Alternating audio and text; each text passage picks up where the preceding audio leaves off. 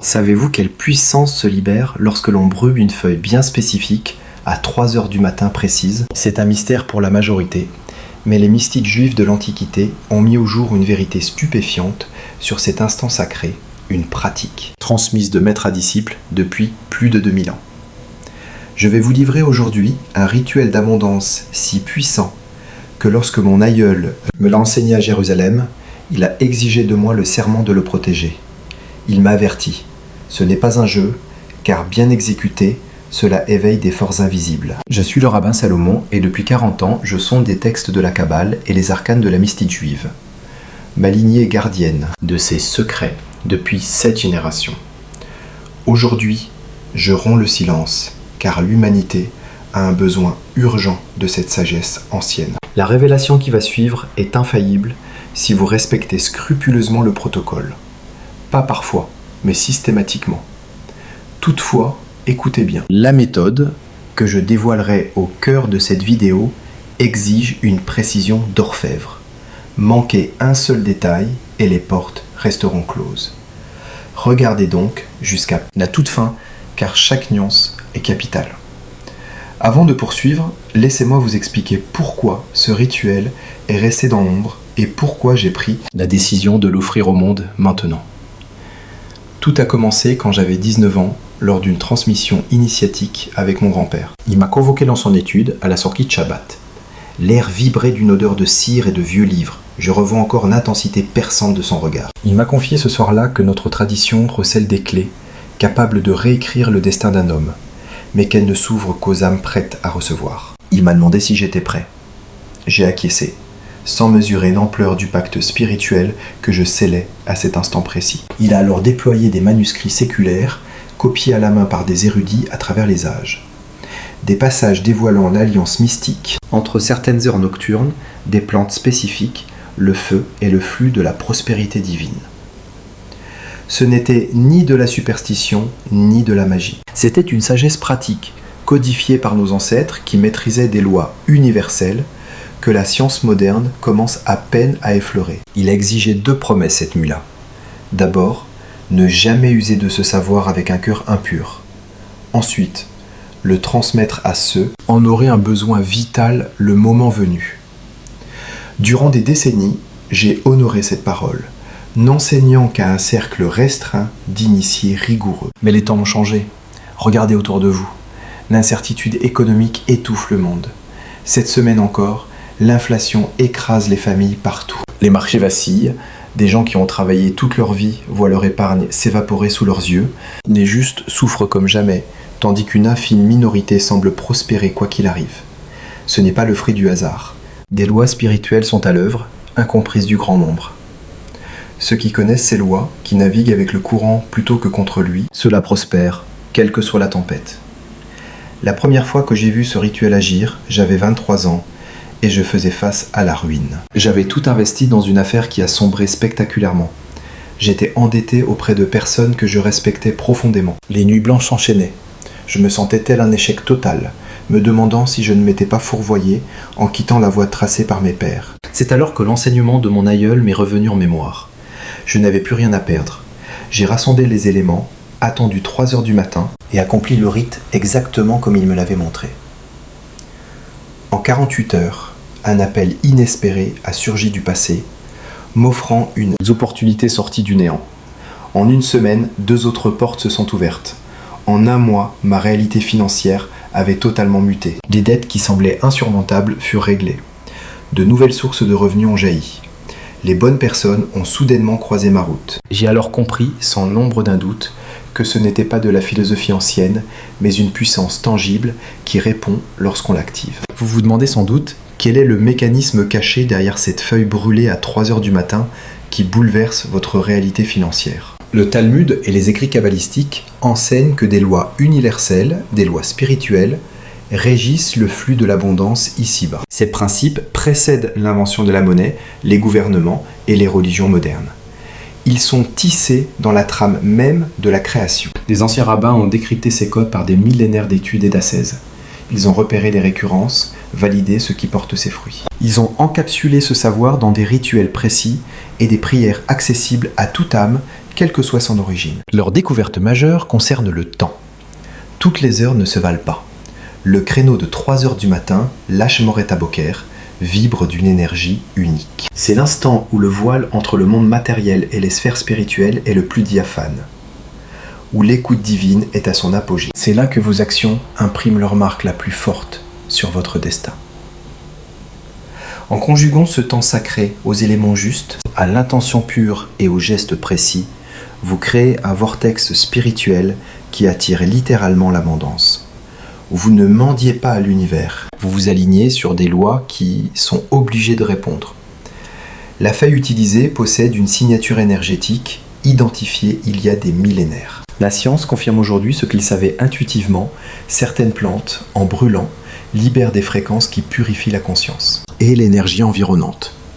Nos aïeux n'avaient pas de laboratoire, mais une capacité d'observation transmise de génération en génération. Voici ma certitude, après 40 ans d'études, j'ai vu ce rituel métamorphoser la vie de milliers de personnes. J'ai vu des mères isolées, ne sachant comment payer leur loyer, recevoir des héritages providentiels. J'ai vu des entrepreneurs au bord de la faillite, trouver soudain des mécènes, et des gens coincés dans des emplois sans issue, recevoir des offres qu'ils n'avaient même pas sollicitées. Le schéma est immuable, éternel. Ils accomplissent le rite sacré avec précision, et en quelques jours, la réalité commence à onduler. Ce n'est point un artifice magique, mais le résultat d'un alignement parfait avec des lois universelles qui attendaient, silencieuses, d'être réveillées. À présent, je dois vous poser une question d'une gravité absolue. Quelle forme prendrait votre existence si la peur du manque s'évaporait à jamais?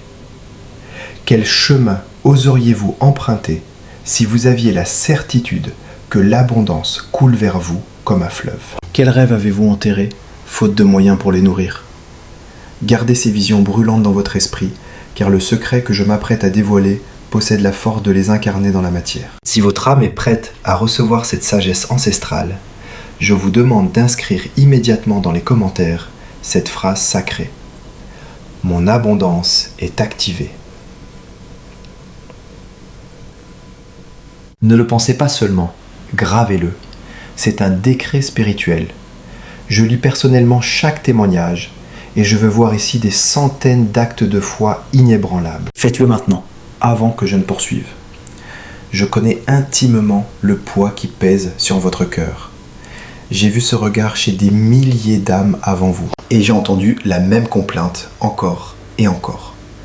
Se réveille chaque matin avec une enclume sur la poitrine avant même que vos pieds ne touchent le sol. L'esprit déjà encombré par le calcul des dettes, des créances, des obligations.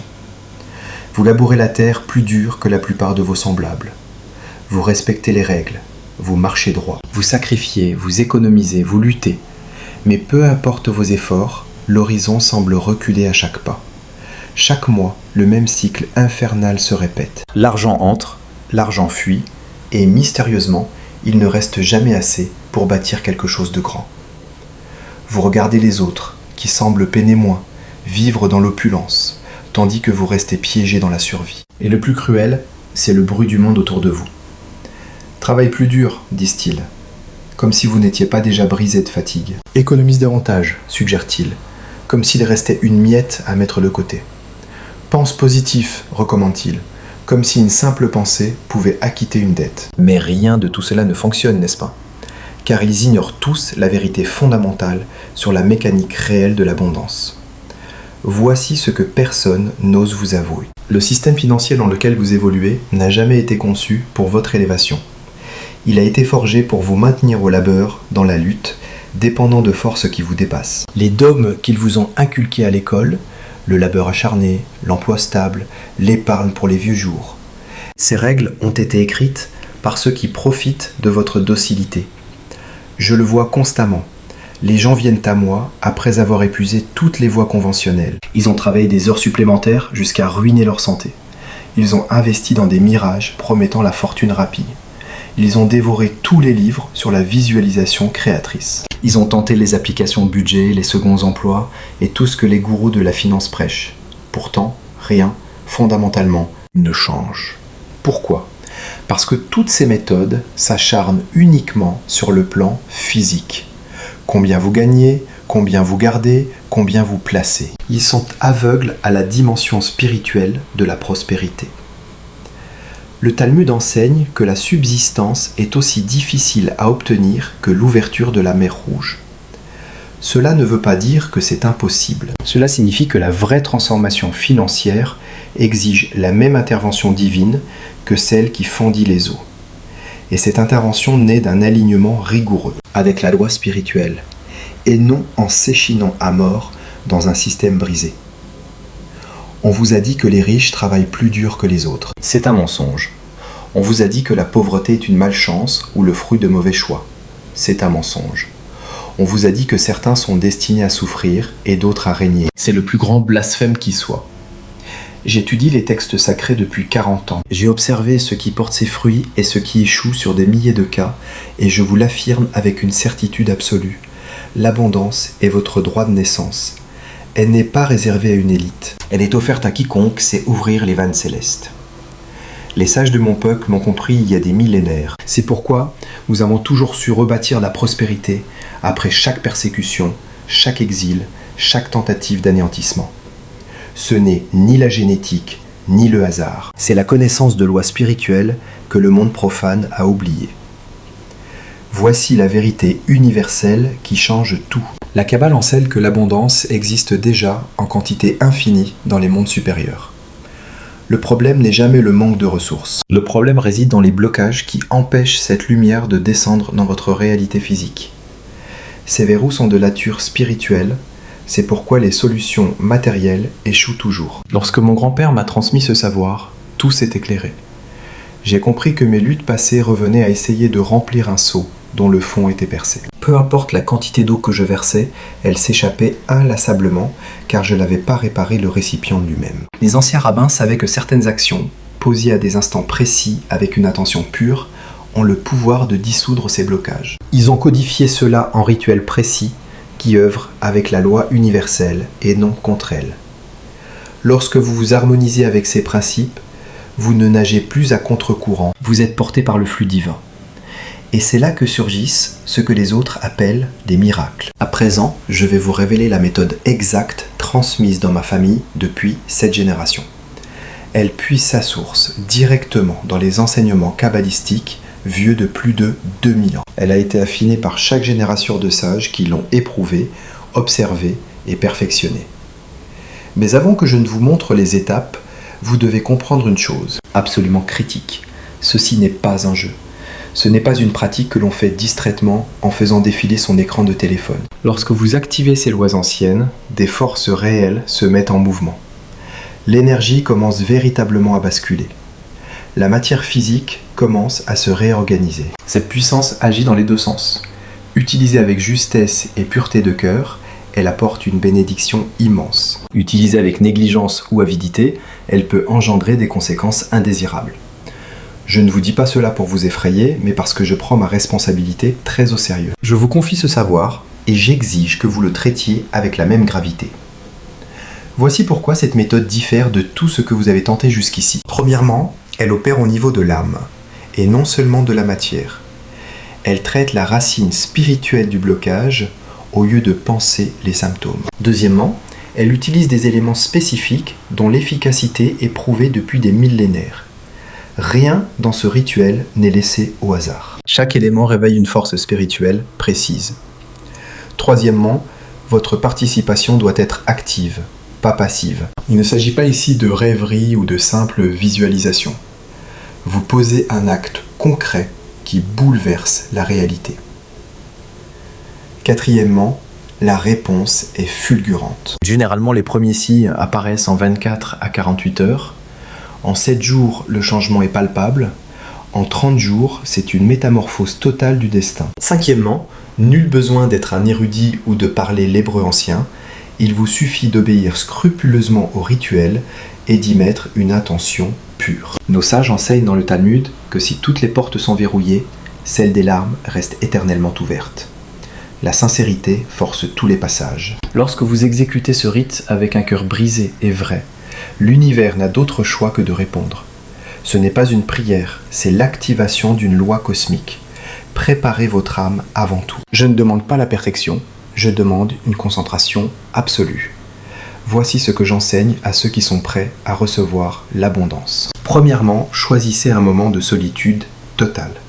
Vous devez être éveillé à 3 heures du matin précises. Réglez votre réveil, cela demande de la discipline. Assurez-vous 30 minutes de paix inviolable. L'aube est le moment où le voile entre les mondes est le plus fin, et votre esprit, au sortir du sommeil, est vierge et réceptif. Deuxièmement, apaisez votre état intérieur. Si la colère ou l'angoisse vous habite, repoussez le rituel. L'énergie que vous apportez est le carburant de la machine spirituelle. Si nécessaire, respirez en silence quelques minutes.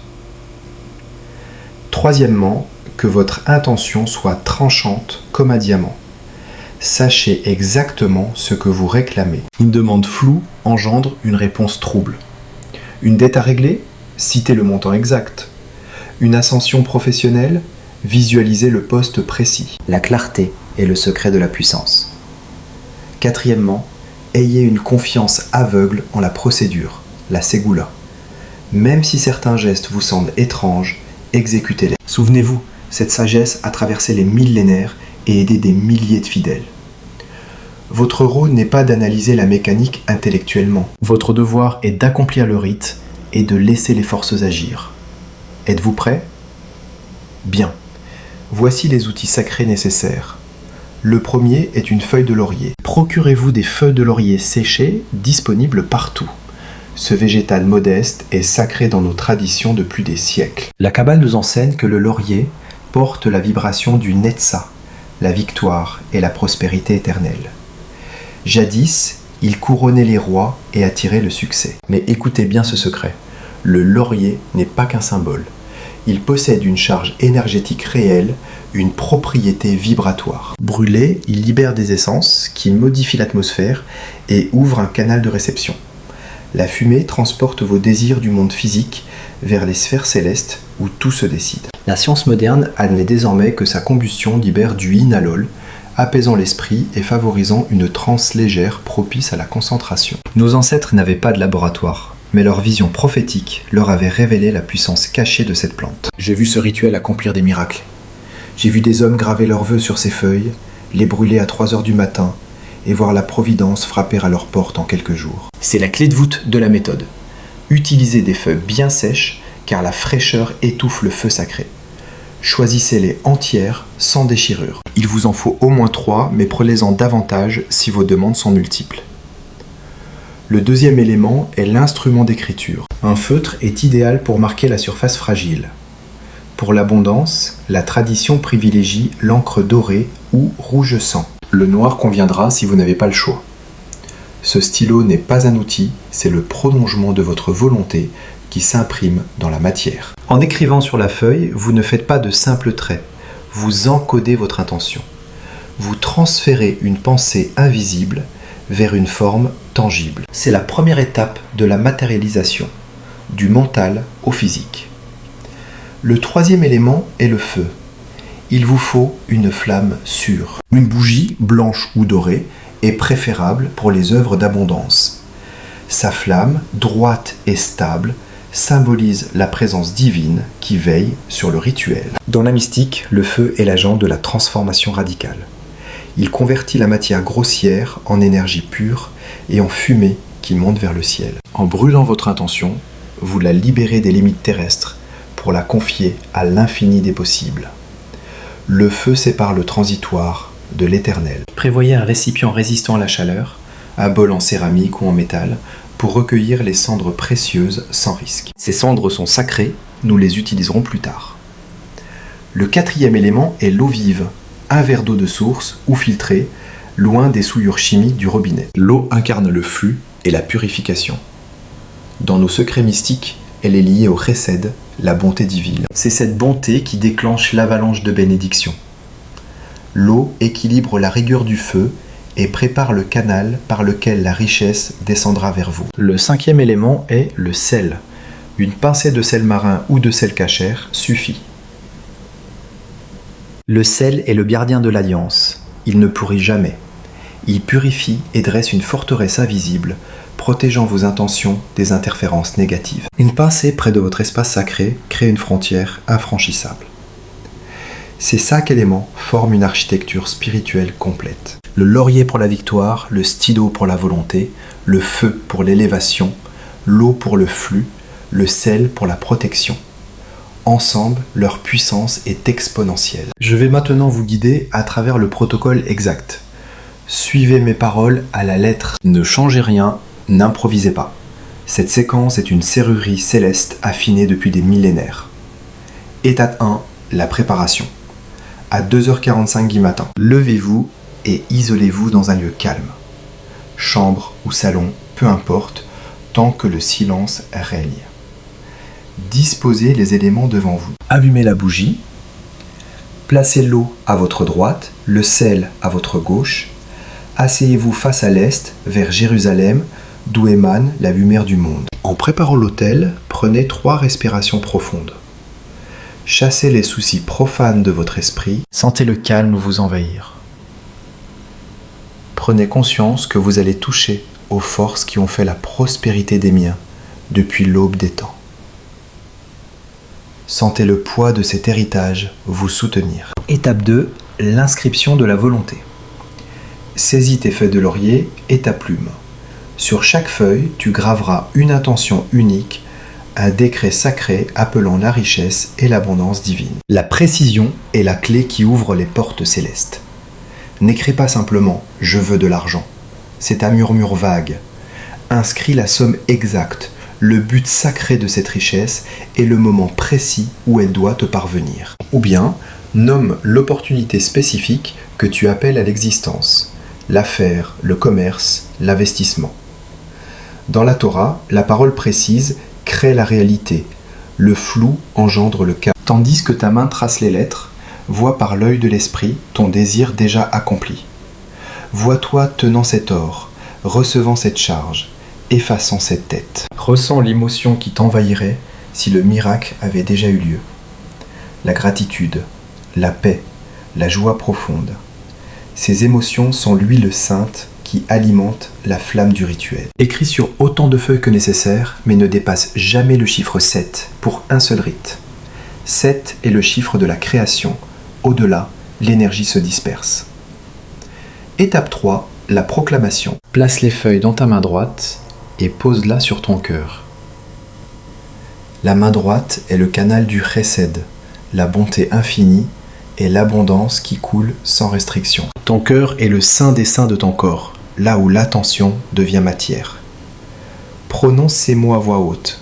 Tu peux les lire, mais dis-les avec la puissance d'un prophète. Ribono Shel Olam, maître de l'univers.